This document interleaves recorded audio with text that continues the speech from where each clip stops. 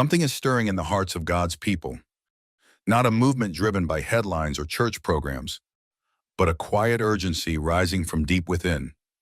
The Spirit of God is waking up His own. He's calling us to look in the mirror and ask, have you forgotten who you are? Many of us have lived as if life was all about doing our best in a broken world.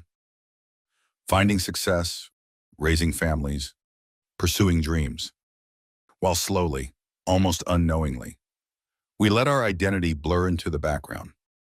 We forgot that we were never called to fit in. Jesus said, "They are not of the world, just as I am not of the world." But we've dressed ourselves in the world's garments for so long. We've grown used to the feel of them. Now the Lord is shaking us, gently but firmly. It's time to wake up. We live in a world that no longer pretends to honor God. Wrong is called right, and right is mocked as intolerant. Truth is traded for feelings, and goodness is measured by popularity. As the world grows darker, many believers remain distracted, lulled to sleep by comfort, routine, and subtle compromises. But not all. A remnant is waking up. We're beginning to see more clearly, not just the darkness around us, but the light within us. God's word pierces through the fog. His Spirit convicts us when we try to blend in too well. And the voice of Jesus, full of mercy and fire, is calling us back to clarity. He is reminding us, you are not of this world. You were not saved to be silent. You were born again to be light.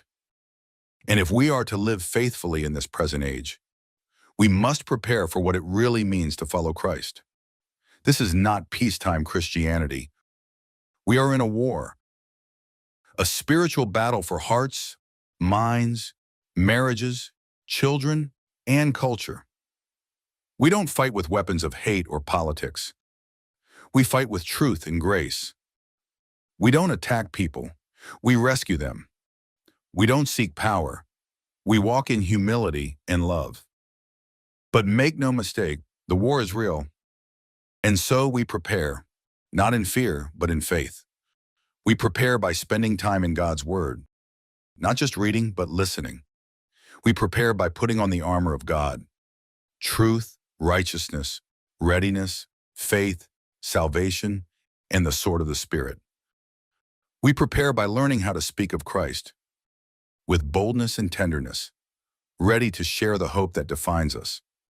Because this awakening isn't just for awareness, it's for formation. The Lord is quietly shaping a people, not marked by age or title, but by obedience, who no longer see themselves as spectators, but as servants. Servants who speak truth with love. Witnesses who carry light into dark places. Ordinary people, sent with an extraordinary message, not to condemn the world, but to invite it back to the Father. This is our assignment, to live for the glory of God in every place He has planted us. Not everyone is called to be a preacher, but every believer is called to be a witness. You may be a nurse, a teacher, a store owner, a father, a student. Wherever God has placed you, there's a mission field. There are people around you who will never walk into a church, but are watching your life. They're not looking for perfection. They're searching for authenticity. And the greatest testimony you can offer is a life transformed by the truth, grace, and love of Jesus Christ.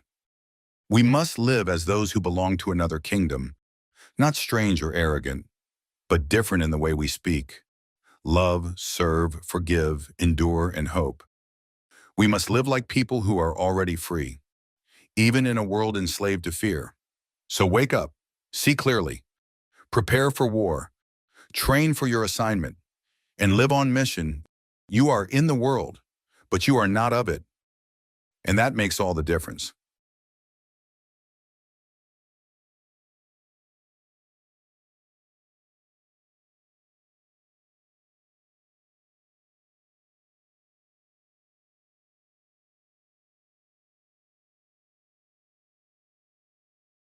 Maranatha.